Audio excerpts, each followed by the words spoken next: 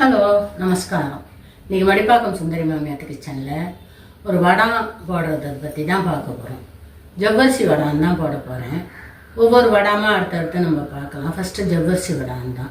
ஜவ்வரிசி வடம் எப்படி நம்ம ஈஸியாக குக்கர்லேயே பண்ணிடலாம் அப்படிங்கிறத பிகினர்ஸாக இருக்கிறவா கூட ஈஸியாக போட்டுடலாம். அது ஒன்றும் பெரிய கஷ்டம் கிடையாது.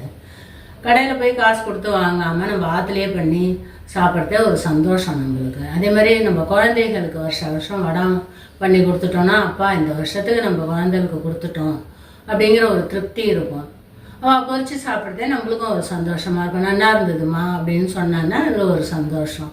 அதனால் நம்ம கொஞ்சம் கொஞ்சமாக கூட ஒரு டம்ளராக கூட போட்டு பண்ணலாம். வெயில் கூட தேவையில்லை. ஹால்லேயே கூட ஃபேனை போட்டு பண்ணலாம். இப்போ நல்ல வெயில் அடிக்கிறதுனால நம்ம மாடியில் 6 மணிக்கெல்லாம் காலை வேலையில் போய் போட்டோம்னாக்க ஒரு மேலே ஒரு கிளாத்தையும் போட்டு கவர் பண்ணிட்டோம்னாக்கா சாயந்தரம் போய் எடுத்துன்னு வந்துடலாம். 2-3 நாள் காய்ஞ்சா போகிறோம். சூப்பராக வடம் ரெடி ஆகிடும்.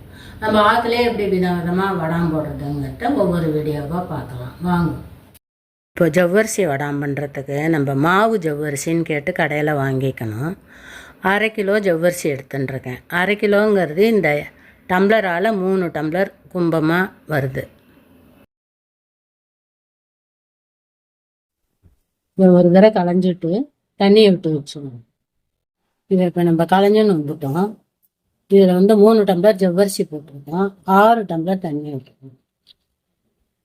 1 டம்ளர் ஜவ்வரிசிக்கு 2 டம்ளர் தண்ணி வீதம் 6 டம்ளர். முதல் நாள் ராத்திரியே 6 டம்ளர் தண்ணியை ஜவ்வரிசியில் விட்டுட்டு மூடி வச்சுடலாம் தட்டை போட்டு.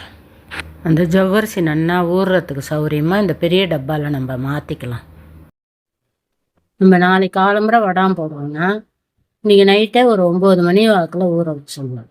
1 பங்கு ஜவ்வரிசிக்கு 2 பங்கு தண்ணிங்கிற கணக்கில் வச்சு நேற்று ராத்திரியே ஊற வச்சுருந்தோம்.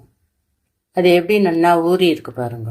அது எல்லா தண்ணியும் இழுத்துண்டு நல்லா ஊறி இருக்கு.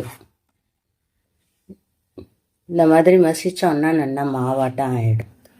மாவு ஜவ்வரிசிங்கிறதுனால இந்த மாதிரி மசிச்சாக்க அது மாவாட்டம் ஆகிடும்.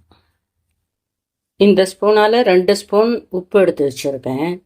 1 டம்ளருக்கு 1 ஸ்பூனுங்கிற அளவுக்கு போட்டுக்கலாம். வேணும்னா அப்புறம் பார்த்துன்னு போட்டுக்கலாம். ஒரு 10-12 மிளகா எடுத்து வச்சுருக்கேன். சின்ன சின்ன மிளகாயாக இருக்கிறதுனால 10-12 வச்சுருக்கேன். இது மாடியிலேயே காய்ச்சதுனால நான் வாங்கலை கடையில். 10-12 வச்சுருக்கேன். ஒரு சின்ன கட்டி பெருங்காயம் இந்த அளவுக்கு. இதை அப்படியே நம்ம மிக்சியிலே போட்டு அரைச்சிடலாம்.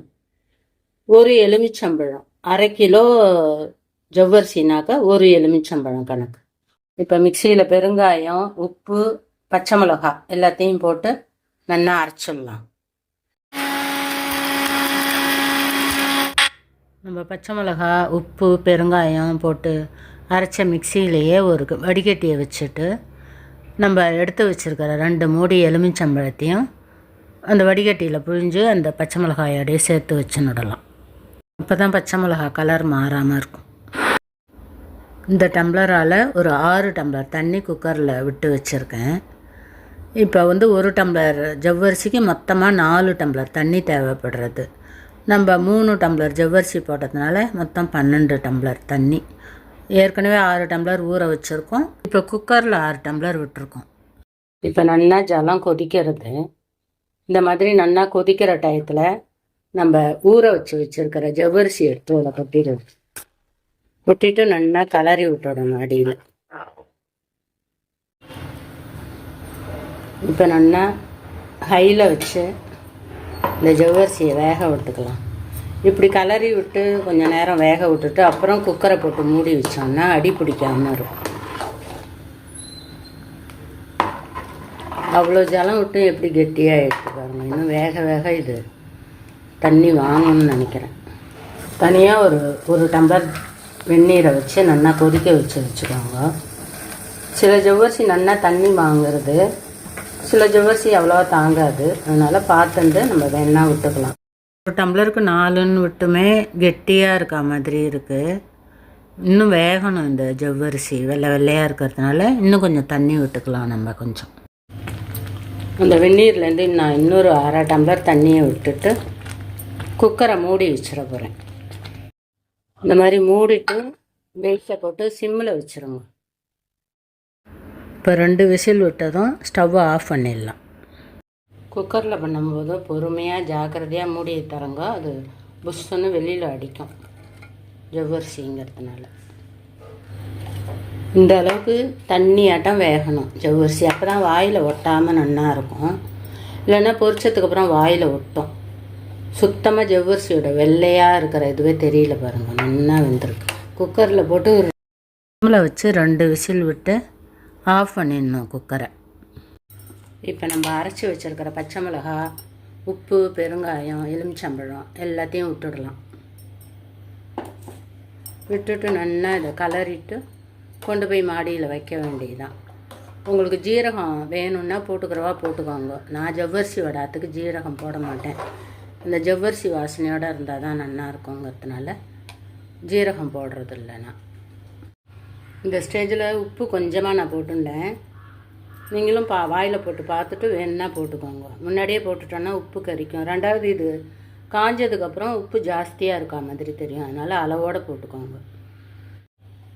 இதை இவ்வளோ வெயிட்டையும் அப்படியே தூக்கிக்காமல் ஒரு சின்ன பாத்திரத்தில் மாற்றிட்டு நம்ம மாடியில் கொண்டு வச்சுட்டு கொஞ்சம் கொஞ்சமாக வந்து எடுத்துன்னு போகலாம். இந்த அளவு எடுத்துன்னு போகணும். மீதி இருக்கிறத அப்படியே குக்கர் மூடியை போட்டு மூடி வச்சுட்டு போயிட்டோம்னா ஆறாமல் இருக்கும். நம்ம வந்து எடுத்துக்கலாம்.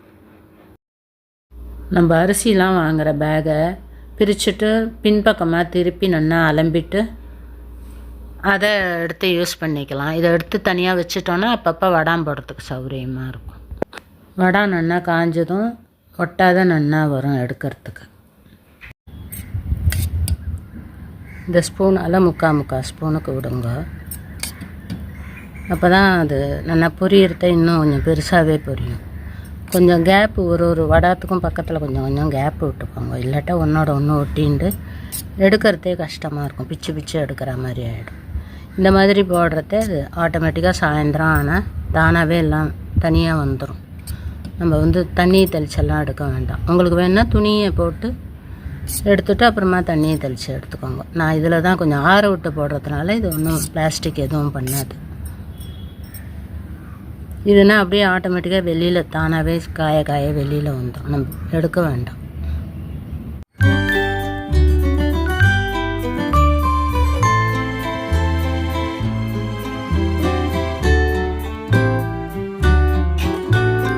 இப்போ நம்ம எல்லா வடாத்தையும் போட்டுட்டு ஒரு 1 hour கழித்து போனோன்னா மேலே நல்லா காஞ்சிருக்கும் கொஞ்சம், அது ஒட்டாது. அந்த டைமில் ஒரு ஷால் எடுத்து அது மேலே விரித்து ஒரு வெயிட்டை தூக்கி வச்சுட்டு வந்துட்டோம்னாக்க சாயந்தரமாக போய் எடுத்துட்டா போகிறோம். நம்ம காவல் காக்கணுங்கிறது இல்லை, காக்கா குருவி கொத்தாமல் இருக்கும்.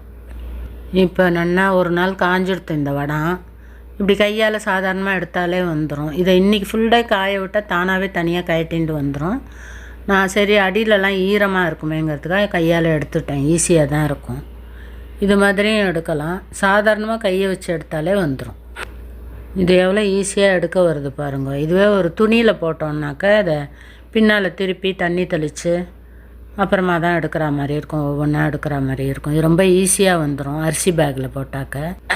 இப்போ எல்லா வடாத்தையும் எடுத்துகிட்டு அடிப்பக்கம் கொஞ்சம் காயாமல் இருக்கும், அதை திருப்பி போட்டு சாக்கில் பரத்தி வச்சிட்டோம்னாக்க நல்லா காஞ்சிடும். ஒரு 2 நாள் இதே மாதிரி காய வச்சோன்னா சூப்பராக காஞ்சி. சாக்கில் பரத்திட்டு ஒரு ஷாலை போட்டு 4 பக்கமும் கிளிப்பை போட்டு விட்டுட்டோம்னாக்க தூசி கிசி எதுவுமே படியாது, நல்லா காஞ்சிடும். இந்த ஜவ்வரிசி வடம் சூப்பராக காஞ்சிடுத்து, எவ்வளோ விலையேறுன்னு இருக்குது பாருங்க. இதை இப்போ நம்ம பொரித்து பார்க்கலாம் எப்படி இருக்குங்கிறத பார்ப்போம். இப்போ எண்ணெய் காஞ்சிடுத்து, இது அடுப்பை சிம்மில் வச்சுட்டு பொரிக்கலாம். நான் போட்ட அன்றைக்கி மறுநாள் சாயந்தரமே பொரித்து பார்த்தேன், சூப்பராக இருந்தது. ஜவ்வரிசி வாசனையோட அந்த பெருங்காயம், பச்சை மிளகாய் எல்லாமே சேர்ந்து சூப்பராக இருந்தது, டேஸ்ட்டு செம்மையாக இருந்தது. நீங்களும் இதே மாதிரி செஞ்சு பாருங்க. செஞ்சு பார்த்துட்டு எப்படி வந்ததுங்கிறத கமெண்ட்டில் சொல்லுங்க.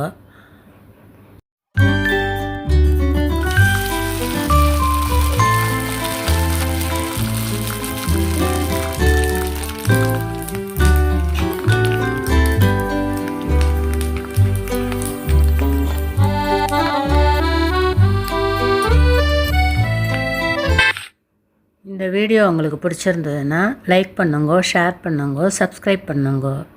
தேங்க்யூ ஃபார் வாட்சிங். அடுத்த வீடியோவில் பார்க்கலாம்.